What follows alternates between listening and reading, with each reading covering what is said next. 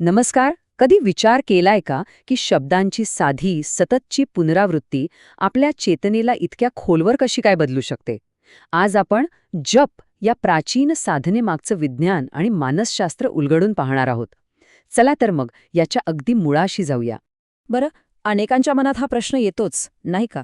की हे एकच मंत्र पुन्हा पुन्हा म्हणणं, ही निव्वळ अंधश्रद्धा आहे? की याच्या मागे खरंच काहीतरी सायन्स, काहीतरी लॉजिक आहे? चला, सगळ्यात आधी एक मोठा गैरसमज दूर करूया. बघा, हे वाक्य किती स्पष्टपणे सांगतंय. मंत्र जपाच्या खुशामतीने देवाला वश करता येईल असा विचार करणे मूर्खपणाचे आहे. म्हणजे काय? तर जप म्हणजे देवाची स्तुती किंवा खुशामत नाहीये. त्याला या सगळ्याची गरजच नाही. मग प्रश्न उरतो की जपाचा खरा उद्देश आहे तरी काय? बरं, जर जप देवाची खुशामत नाही, तर मग तो आहे तरी काय? याचं उत्तर मिळतं मानसशास्त्रात. चला, आता जपाला फक्त एक प्रार्थना म्हणून नाही, तर आपलं मन ट्रेन करण्यासाठी, त्याला प्रशिक्षित करण्यासाठी एक अत्यंत प्रभावी साधन म्हणून बघूया. हे समजून घेण्यासाठी एका अनाथ मुलाची कल्पना करा, जे आपल्या पालकांना शोधतंय. आपलं मन सुद्धा त्या उच्च चेतनेपासून, त्या परमात्म्यापासून कुठेतरी दुरावलेलं आहे, त्याला विसरलंय. आणि जप काय आहे? तर त्या तुटलेल्या नात्याला पुन्हा जोडण्यासाठी मारलेली एक हाक आहे, एक पुकार आहे. आणि मानसशास्त्रानुसार हे प्रशिक्षण 4 टप्प्यांमध्ये होतं. पहिला टप्पा आहे शिक्षण, म्हणजे मंत्राद्वारे आपण मनाला त्या उच्च चेतनेची ओळख करून देतो. मग येतो दुसरा टप्पा, धारणा, म्हणजे सतत जप केल्यामुळे ती ओळख आपल्या स्वभावाचा एक भाग बनून जाते. तिसरं आहे स्मरण, आपण त्या चेतनेसोबतचा आपला विसरलेला संबंध पुन्हा आठवू लागतो. आणि शेवटचा चौथा टप्पा आहे ओळख, जिथे मी आणि परमात्मा एकच आहोत हे फक्त एक वाक्य न राहता तो एक खोलवरचा अनुभव बनतो. आता प्रश्न येतो की पुनरावृत्ती म्हणजे रेपिटेशन इतकं महत्वाचं का? तर बघा, विहिरीच्या कडेला असलेल्या दगडावर साधी दोरी घासून घासून खूण पडते. तो कठीण दगडसुद्धा कापला जातो. तसंच आपलं मन आहे. सांसारिक विचारांनी अगदी दगडासारखं कठीण झालेलं. त्यावर भगवंताच्या नावाचा संस्कार कोरण्यासाठी त्या जपरूपी दोरीचं सतत घर्षण होणं गरजेचं आहे. एकदा दोनदा करून काहीच होणार नाही. त्यासाठी लागतो तो निरंतर सराव. बरं, तर हा झाला मनाच्या प्रशिक्षणाचा भाग. पण जपाचा आणखीन एक पैलू आहे, आणि तो म्हणजे ध्वनी आणि ऊर्जा.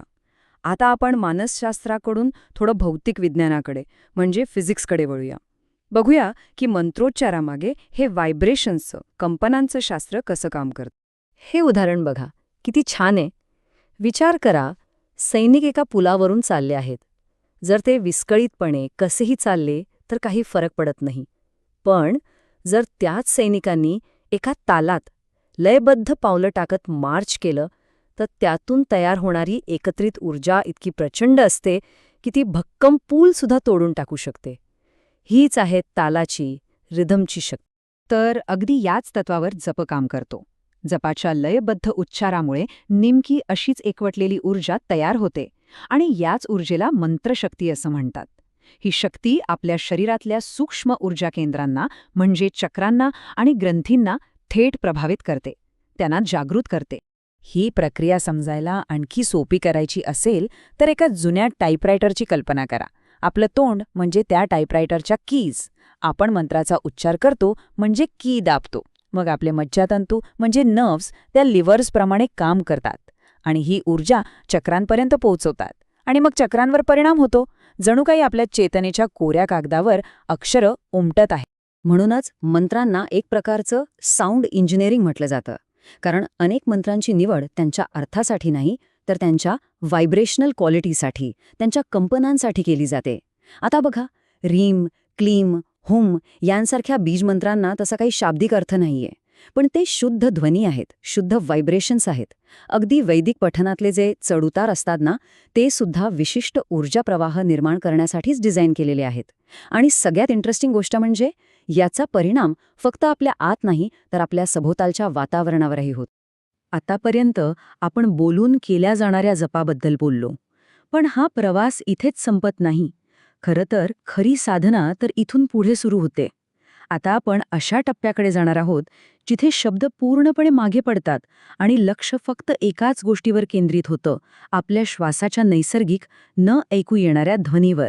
आणि तो ध्वनी आहे सो अहम. याला अजपा जप म्हणतात.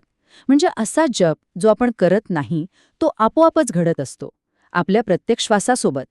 असं मानलं जातं की श्वास आत घेताना सो आणि बाहेर सोडताना हम हा सूक्ष्म ध्वनी अविरतपणे चालू असतो. आणि याचा अर्थ इतका गहन आहे, तो परमात्मा मीच आहे, म्हणजे जीव आणि शिव यांच्या एकतेचं हे सर्वोच्च प्रतीक आहे. आणि जेव्हा ही सोहमची जाणीव होते तेव्हा आपल्या ओळखीमध्ये, आपल्या आयडेंटिटीमध्ये खूप मोठा बदल होतो. मी म्हणजे हे शरीर या मर्यादित भावनेतून आपण बाहेर येतो आणि मी आत्मा आहे ही विशाल जाणीव दृढ होते. मग तात्पुरत्या गोष्टींमधली आसक्ती आणि अहंकार हळूहळू नाहीसा होतो आणि त्याची जागा शाश्वत सत्य आणि एकतेची भावना घेते.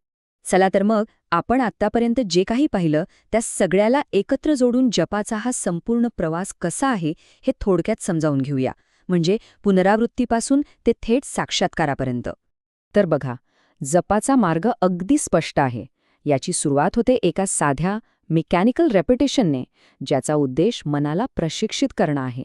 मग हळूहळू तेच रेपिटेशन एक साधन बनतं, आंतरिक ऊर्जा निर्माण करण्याचं, मंत्रशक्ती जागृत करण्याचं. आणि या प्रवासाचा शेवट होतो त्या शांत, अविरत जाणीवेत, म्हणजेच अजपाजपात, जिथे जप करण्याची गरजच संपते, कारण तो आपल्या अस्तित्वाचाच एक भाग बनून जातो. आणि शेवटी एक प्रश्न जो आपल्याला विचार करायला भाग पाडतो.